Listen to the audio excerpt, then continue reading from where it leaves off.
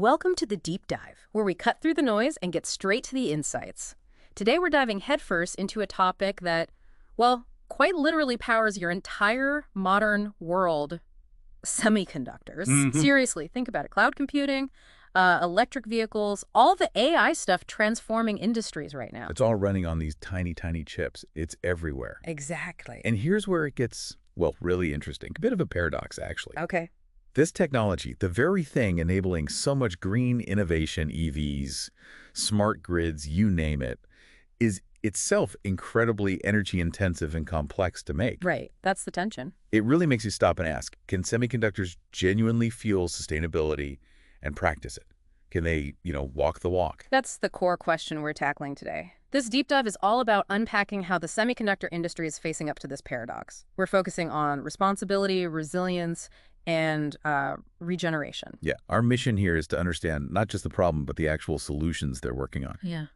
The cutting edge stuff. And for this, we're mainly drawing from an article called Where Service Meets Sustainability: Orbit and Skyline's Role in a Cleaner Semiconductor Industry. That's right, along with some extra insights from their company website, which details their services. So what can you expect today? We'll journey through the, frankly, surprisingly hefty environmental toll of making these chips. Then we'll explore what we're calling the industry's green toolbox, basically, the strategies they're using to decarbonize. And we'll wrap it up with a really fascinating case study, a big player that's maybe surprisingly leading the charge on water sustainability. Sounds good. Let's dig in. So when we talk sustainability in semiconductors, it's just not optional anymore. It's non-negotiable. Right. Making these chips isn't just resource intensive. It's genuinely among the most resource intensive industrial processes on the planet. The environmental cost, maybe overlooked in the past, is now, well, it's staring us in the face. And when you break it down, it seems to boil down to four main pressures, right? Four interconnected environmental pressures. Right. The first one, maybe the most obvious, is high energy consumption. These factories, the fabs, they're just incredibly hungry for power. That's putting it mildly. Yeah. You've got maintain ultra clean rooms, vacuum chambers, plasma etchers, and they run 24/7. 24/7. So how extreme is that? Give us a sense of the scale. What's the real impact? The impact is, well, it's astounding. Get this. A single large fab can use as much energy as a mid-sized city. A city. A mid-sized city, yeah. Yeah. It's not just the peak demand, it's that constant unrelenting draw. Wow.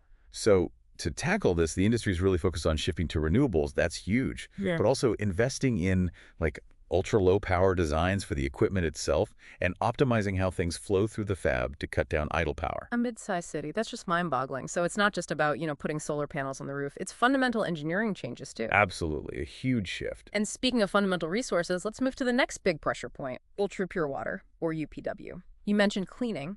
Right. Every single silicon wafer goes through hundreds, literally hundreds, of cleaning steps. And they use this UPW. What is that exactly? It's water that's been stripped of basically everything: ions, particles, microbes. It's incredibly pure, far purer than drinking water. Okay, and how much are we talking? Leading fabs can use up to 10 million gallons per day. 10 million gallons a day. That's staggering. It is. So the counter strategy involves really sophisticated closed-loop water recycling systems. They're also looking into cleaning methods that don't use water and setting really aggressive targets, like getting over 80% water reuse in the newer facilities. Every drop counts. Makes sense. Recovering and reusing is critical there. But it's not just energy and water, is it? The actual materials in the chips. That's another hurdle. Rare material dependency and waste. Big one. Semiconductor manufacturing relies on very specific elements: gallium, indium, palladium, super high purity silicon. And these are hard to get. Many are rare, yeah. Yeah. Difficult to mine responsibly, and then really tough to reclaim from old chips. So it's a double hit environmental impact from mining and then waste at the end. Exactly. Extraction can harm biodiversity, and the end-of-life waste is a long-term ecological problem. The industry's approach. Well, it involves things like auditing suppliers for ethical sourcing, investing in partnerships to recover critical elements, and exploring things like modular chiplet architectures. Chiplets, like little building blocks. Sort of, yeah. Think tiny interchangeable parts for chips.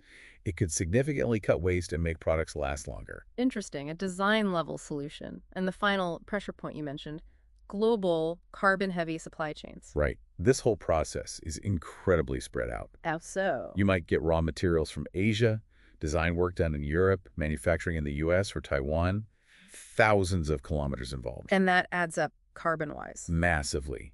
It amplifies what we call embedded carbon.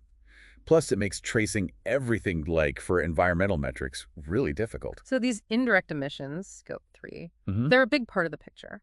Often, they're bigger than the direct emissions from the factory itself. Scope 1 and 2 combined. It's huge. So what's the response? Trying to localize parts of the supply chain where it makes sense, using things like blockchain for better traceability of ESG metrics, environmental, social governance, and really working with suppliers on shared decarbonization goals.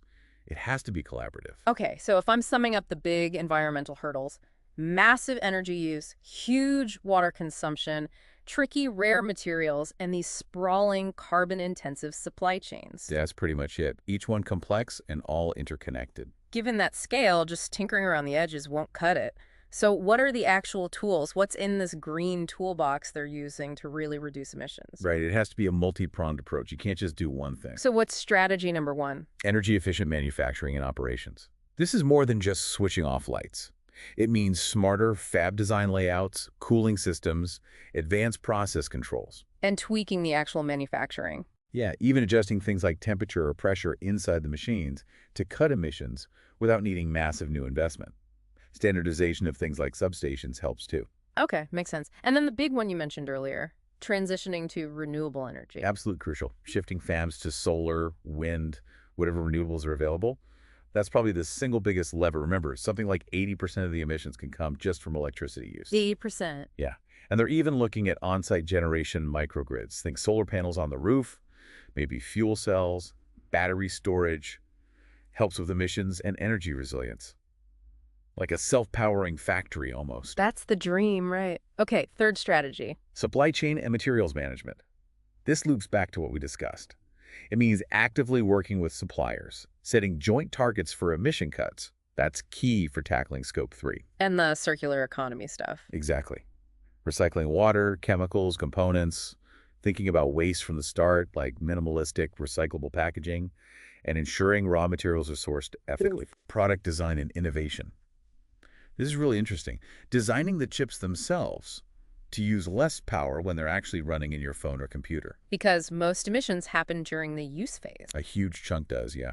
So more efficient chips have a massive downstream impact. There's even early research into biodegradable electronics. Imagine. Wow. Biodegradable chips. It's early days, but the thinking is there. Fundamentally, it's about making energy efficiency a core design goal, right alongside performance. Got it. Number 5. Transparency, measurement, and collaboration. You can't improve what you don't measure, right? True. So investing in advanced systems to track and report emissions, supporting industry collaborations like the Semiconductor Climate Consortium, Yeah. and setting really ambitious science-based targets, holding themselves accountable, Okay, accountability is key. and find regulatory compliance and continuous improvement. Basically, staying ahead of the curve on environmental rules globally, and being flexible enough to adapt as new technologies and regulations emerge. It's not a one-off fix, it's constant adjustment. Agile optimization, they call it. So a whole suite of strategies. Energy efficiency, renewables, supply chain work, smarter design, transparency, and staying compliant. Exactly. It takes all of them working together. Now, all this theory sounds great, but does it actually work? How does this play out in the real world? Excellent question. And to see it in action, let's look at a real heavyweight. TSMC, Taiwan Semiconductor Manufacturing Company. TSMC, huge player. Huge. And they've really become a kind of global benchmark for environmental responsibility in this sector, especially when it comes to water. Right, we talked about how critical water is for cleaning, preventing contamination. Indispensable. Yeah. And what's fascinating is that as chips get more complex, those 3D FinFET structures you mentioned, packing more power in, that very complexity means they need even more ultra-pure water and chemicals for cleaning. So innovation itself drives up resource demand. It's a direct link. So how did TSMC respond? You said they have a system. They do. They call it a layered water resource management system. But the big takeaway isn't just that they recycle water, it's how they do it. It's incredibly data-driven, systemic. They basically apply the same precision engineering mindset they use for chip design to managing water. Meaning? Hundreds of real-time monitoring points throughout the fabs. detailed water balance diagrams, constant analysis of granular data to make smart operational choices. It's meticulous. Okay. And the smart recycling part. Really impressive. First, they classify all the wastewater based on where it came from and how pure it is. Then they prioritize recycling it right there inside the fab. And the less pure water. That gets treated in on-site water recycling plants. Then it's reused in things like cooling towers or the systems that scrub pollutants from the air. By 2019, they were even using advanced techniques, reverse osmosis, UV purification, to treat water to a level where it could replace city water intake, especially in cooler months.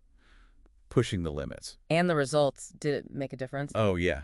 Staggering numbers. In 2019 alone, they conserved an additional 3.28 million metric tons of water, reclaimed over 500,000 tons from their TMAH system, that's a common chemical used, and purified nearly 1.3 million tons into industrial-grade water. How did they achieve that? Mainly by aggressively recycling water from cooling towers, boosting the output of their reverse osmosis systems, and reclaiming wastewater containing hydrofluoric acid. They also invested in bigger infrastructure, right? Reclaimed water plants. Yes, a major public-private partnership. The TSMC Tainan Science Park Reclaimed Water Plant launched with local authorities. And the goal there? Ambitious targets, aiming to supply anywhere from 10,000 up to 67,000 tons of reclaimed water per day.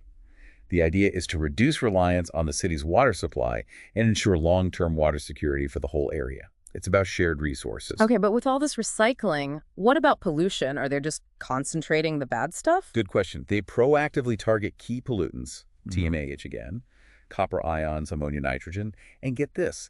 In 2019, they met or even beat their 2025 pollution reduction targets. 6 years early. 6 years early.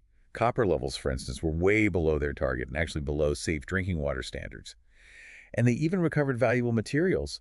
They produced 150 kilograms of cobalt bars from their wastewater using electroplating. Turning waste back into resources, that's really circular. Exactly. Resource recovery in action.